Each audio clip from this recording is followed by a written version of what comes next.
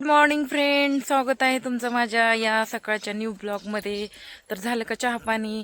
झालंच असं. माझं तर मागात झालंय. मी चुलीपशी लाईव घेऊन बसले होते बाहेर उन्हाला मस्त. आई म्हणली उरक आता, जायचंय लवकर कामाला, आवरायचंय. मग आवरीलं. एक ताई म्हणल्या पाखराचा किलबिल आवाज खूप छान यायला, त्यामुळे मी लाईव्ह व्हिडिओ काढायला त्याच्यासाठी, पाखराचा आवाज ऐकण्यासाठी. ऐका.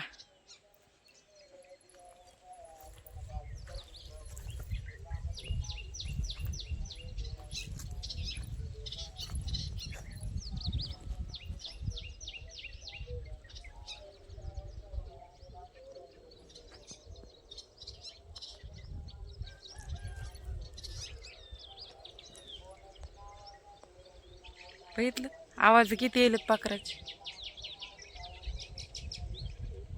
ऐका.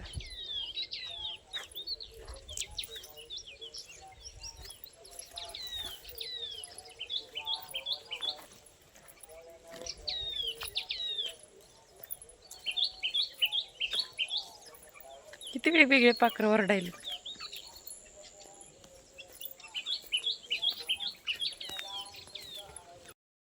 फ्रेंड, तुम्ही पाखराचा आवाज ऐकलाच असेल, कसं वाटलं? मस्त वाटलं ना? पुन्हा कोणाला पाखराचा आवाज ऐकू वाटते, त्याच्यामुळेच मी पाखराचा आवाज तुम्हाला ऐकवला आणि व्हिडिओ बंद केला. आता परत व्हिडिओ घेतलाय. काय ना त्याचं मी रडत होते अगोदरच, आणि नंतर सर्व व्हिडिओची आठवण आली, त्यामुळे मी व्हिडिओ डायरेक्टली चालू केलाय. कारण एवढं स्ट्रगल कोणीच करू नाही शकत जितकं मी करायला लागले. मी हारले नाही आणि हारणारही नाही कधी. मी हारणारीतली नाही. पण ह्या दुनियाने मला एवढा त्रास दिला ना, एवढा त्रास दिला, माझ्या एकटीचा ही बघून लई त्रास दिला मला. तुम्हाला माहिती आहे का, कामाला गेल्यावर लोक, जे बाई एकटी असती, मजबूर असती, काही गोष्टी सहन करून घेते, त्या बाईला लोक अजिबात म्हणजे रिस्पॉन्स देत नाही, किंवा त्यांना वाटत नाही बाबा बिचारी गरीब आहे, किंवा तिला आपण मार्गदर्शन केलं पाहिजे, किंवा आपण कोणाच्या पोटावर पाय नाही दिलं पाहिजे. आता ह्या गोष्टी मी सांगत नाही, कारण बरेच माझे विरोधक लोक आहेत, ते मला म्हणले होते की हे कुठंच टिकत नाही, प्रत्येक गोष्ट सोशल मीडियावर शेअर करते, म्हणून माझं हसू केलेलं आहे त्यांनी. त्यामुळे मला काही सांगू वाटत नाही. पण आज मला कुठेतरी दुःख वाटते. मगाशी मी लाईव्ह घेतलेला, तेवढ्यात मी कोर्ट कचेरी थांबवली होती फक्त आणि फक्त माझ्या मजबुरीमुळे. का तर मला कुठं नोकरी चांगली भेटणार, माझ्याकडे पैसे नसतील कोर्ट कचेरी खेटायला, त्यामुळं मी थांबवलं होतं. आता परत माझं मी चालू केलंय. माझी कोर्टाची तारीख सध्या जवळ आलेली. मला आता सरांचा फोन आलेला, तर कोर्ट कचेरी काय फुकट नसती भावांनो आणि बहिणींनो, पैसे लागते त्याच्यासाठी. आणि पैसा ही गोष्ट ह्या जगात, ज्याच्याकडे पैसा आहे तोच खरा सुखी माणूस आहे, आणि ज्याच्याकडे पैसाच नाही त्या माणसाला नातेवाईक असले किंवा काही असले तरी तो माणूस सुखी नाही. कारण आजच्या जमान्याला पैसा सगळ्यात महत्त्वाचा आहे, आणि इथं कुणी कुणाचं नाहीये, कुणी कुणाचं नाहीये. मी माझ्या अनुभवावरनं सांगते बरं का. मी लय ठोकरा खाऊन पुढे आलेली, फक्त कमी वयामध्ये जास्त ठोकरा खाल्लेल्या आहेत मी एकटी पडले, माझ्या परिस्थितीनं पाळलंय मला. मी दोष देतच नाही मुळातच आई बापाला, कारण त्यांचं जीवन अवघड आहे. खरं तर मी स्वतः पायावर उभा राहून कमवण्यासारखी लेडीज आहे, मी त्यांना दोष देणं चुकीचं आहे. पण माझं शिक्षण नसल्यामुळं मला नाही त्याच्या पाया पडायची आली, ज्याचं तोंड नाही त्याची गांड बघायची वेळ आम्हाला आली. तरी साधे आम्हाला त्यांनी कुणीच सहज मार्गदर्शन केलं नाही, किंवा कुणी सपोर्ट केला नाही. आज जी बी आहे ती मी स्वतःच आहे, स्वतःच्या कष्टाने आहे. आता कोर्ट कचेरी खेटायची वेळ कुणामुळे आली? फक्त एका माणसामुळे आली, ज्याने माझं आयुष्य बरबाद केलं. त्या माणसाने अक्षरशः माझ्या आईवडिलाच्या गरिबीचा फायदा घेतला, माझ्या कमजोरीचा फायदा घेतला. आणि 2 लेकर आहेत, त्या सुद्धा लेकराचा कधी विचार करत नाही, कधी 1 रुपया देत नाही, फुटकी कवडी दिली नाही अजून आम्हाला कधीच.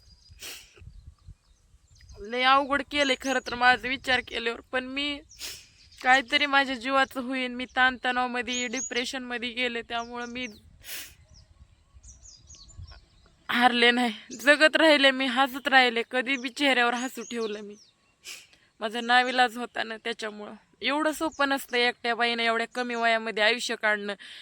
दुनिया फुकट, कुणी काय आपल्याला 10 रुपये देत नाही, पण माहेरात राहणं म्हणजे एवढं सोपं नसते. मला ह्या लोकांचा ताण सहन व्हायना, मला नातेवाईकाचा घरातल्याचा, म्हणून मी घर सोडलं. पण मला बाहेरच्या सध्या लोकांनी मला इतकाच त्रास दिला. म्हणायचे लोक, बाहेरचे लोक एवढे चांगले असतात किंवा त्यांना किव द्या, पण तसं नाही. मला कळालं आपने तो आपने होते हे, पण आपलेच आपले शेवटी घरचेच ह्यांनी तरी मला सावली दिली, आसरा दिला, पण बाहेरच्यांनी दिला नाही. मला या व्हिडिओतून एवढंच सांगायचं की मी खूप मोठं स्ट्रगल करत आहे आणि मला आज खूप वाईट वाटते. कारण माझा एक तर जॉब गेलाय, कुठं मला जॉब चांगला भेटणं झालाय. मला लई म्हणजे लई खाली उतर चढ उतार व्हायला लागलाय. अक्षरशः मी कामाला गेले आईसोबत, नाही जावा तरी मला वाटते माझी आई काम करायली आणि मी घरात बसले, मला ते अजिबात चांगलं वाटणार नाही. त्याच्यामुळे मी आईसोबत कामाला चालली. आणि राहिला प्रश्न माझ्या लेकरांचा, पण तसाच खर्च आहे. कपडा लता, खाणं पिणं, दवाखाना, त्यांचं काय मोठे छोटे काही म्हणजे आता त्यांना अन्नशांती आहे, त्याला खर्च येणार. नंतर भविष्यात त्यांचं काही एक नाही. मग मी सेविंग करू का, माझं पोट भरू का, मी कोर्ट कचेरी खेटू. ह्या गोष्टीनं मी कोर्ट कचेरी बंद ठेवली होती, पण आता परत चालू ठेवली. कोर्ट कचेरी खेटाय पैसा लागते, पैशाशिवाय पान हलत नाही. आता त्यांना वाटतंय मी कोर्ट कचेरी थांबवली का आता मी मजबूर आहे, पण मी ह्या गोष्टीचा विचार करून थांबवली की बाबा माझ्या लेकरांना तेच 2 पैसे मी लावल ह्या हिशोबाने. तर आता परत कोर्ट कचेरी चालू झाली.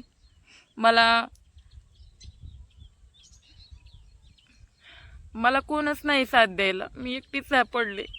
मला सगळं काही झेलायचंय. मला एक एक गडी जेंट्स घरात घर चालवित असताना विचारा त्यांना काय त्रास असते ते, जितका तर मी तर कसं करत असेल. पण मी लोकांचा विचार करून थांबणार नाही. परत मी कुठंतरी जॉब बघायचाच प्रयत्न करणार. एवढ्या सहज हारणारलेतली नाहीये मी, आणि मला हारायचं पण नाहीये.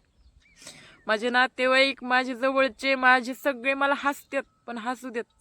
मी कोणाला घाबरत नाही आणि मी माझंच काम सोडणार नाही. मी कधी बी स्वतःवर विश्वास ठेवून खंबीर राहणार, कारण हिथं कोणी कुणाचं नाहीये. सगळ्या गोष्टी स्वतःला करणार आहेत. आणि मायबाप मेलेल्या जनावरावर हत्यार करून काही उपयोग नसते. त्यांचं कर्तव्य त्यांनी पार पाडले. राहिलेलं आयुष्य मला जगायचे, स्ट्रगल मलाच करायचे. त्यामुळे मी हारणार नाही आणि त्या माणसाला बी सोडणार नाही. झाली कोर्ट कचेरी चालू, ते माझं काम आहे, मीच करायला लावली. पण करायला जरी लावली असली ते फुकट होणार नाही. पैसा द्यायचा आहे मला. तिथं कोर्ट कचेरीला पैसा लागते, दवाखान्याला पैसा लागते, सगळ्या गोष्टी मला झेलायच्यात. मी एवढी निवळ मोकळी नाही. आणि ते लोक एवढे आडदांड गुंड आहेत की ते सहज मला घटस्फोट देत नाहीत किंवा सहज मुलं बाळ आहेत म्हणून मला काही देण्याचा प्रयत्न करत आहेत, असं नाही. त्यासाठी मला कोर्टाचा आणि कायद्याचाच मला ही घ्यावं लागन, साथ घ्यावी लागन आणि पुढं चालावं लागन. अशी वेळ कुणावर येऊ नये माझ्यासारखी, वैऱ्यावर सध्या येऊ नये जी माझ्यावर आली.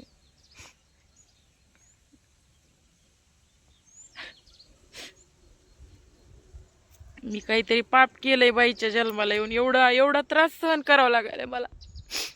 मी सुखी नाहीयेच माझ्या आयुष्यात. फक्त हे लोक काय माझ्यावर जळणारे आहेत सगळे, त्यामुळं मला नसले. मी किती खुश आहे हे दाखवण्याचा प्रयत्न करते. तो निर्दयी निर्लज्ज माणूस, त्याला तर एकदम भारी वाटतंय मी जितकी रडन, जितकी त्रासात असन, जितकं मला माझ्यावर संकट येईन त्यांना भारी वाटते. त्यामुळे त्यांच्या उरावर मी मात करत आलेली आतापर्यंत. माझा बाळमामा माझ्या सोबत आहे. मी ह्याच्यावर सध्या मात करेल एवढीच अपेक्षा करते. बस तुमची यूट्यूब फॅमिलीची मला साथ पाहिजे. तुम्ही लोक माझ्या चॅनलला सपोर्ट करा आणि चॅनल मोठं करून द्या मला. बस एवढीच अपेक्षा आहे तुमच्याकडनं.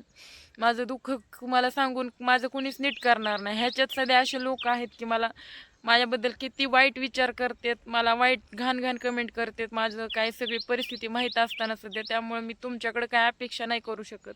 बस माझे व्हिडिओ बघून शेअर सपोर्ट केला ना तरी बाद झालं. आता जास्त बोलण्यात काय अर्थ नाही, कारण मी फुल टेन्शनमध्ये आज. तर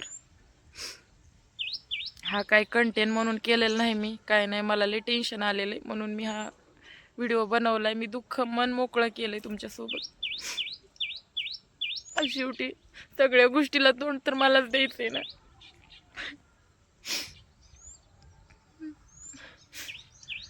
एकदा आपल्यावर वेळ आली की मग आपल्या संकटात उभं राहायला कोणी येत नसते. सगळे सुखाचे सुख ते असते, दुःखाचे कोणीच नसते. हे मला माहिती झालंय चांगलं. सुखामध्ये सगळे जवळ येतात, पण जेव्हा माझ्यावर दुःखाचा डोंगर येईल तेव्हा कुणीच नाही. आणि ज्यावेळेस माझ्याकडे पैसे पण नसतात ना, तेव्हा मला मी किती जणाला बी भीक मागू द्या, कुणी देत नाही. आणि इरवी मला फोन करू करू त्रास देते. फोन उचलला नाही म्हणून यांनी काही काही लोक तर मला भांडलेले आहेत. मी काय ह्यांची गुलाम असल्यावर मी आता कुणाला बोलायचं सोडून दिले, काही गरज नाही अजिबात.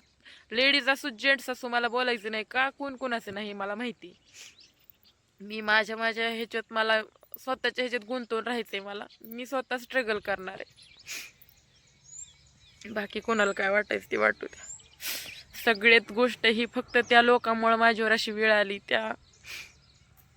माझं ज्या माणसानं आयुष्य बरबाद केलंय, माझी काही चुकी नसताना समाजाला वाटतंय की हिची चुकी आहे, ही नाचती, व्हिडिओ काढती. मी तर नाचत नाही, मी एक ॲक्टर आहे, ॲक्टिंग करते मी.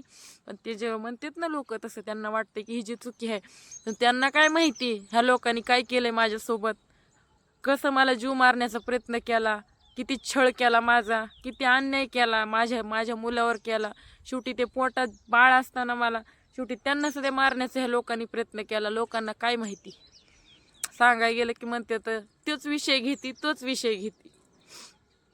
आजकालच्या जमान्याला मर्यादा किंवा राहिली नाही, त्यामुळे तुम्हाला सांगून तरी काय फायदा आहे. तुम्ही ठेवा मलाच नाव. संघर्ष बी करते, तुमच्या लोकांचं सगळं ऐकून बी घेते टोचण्या.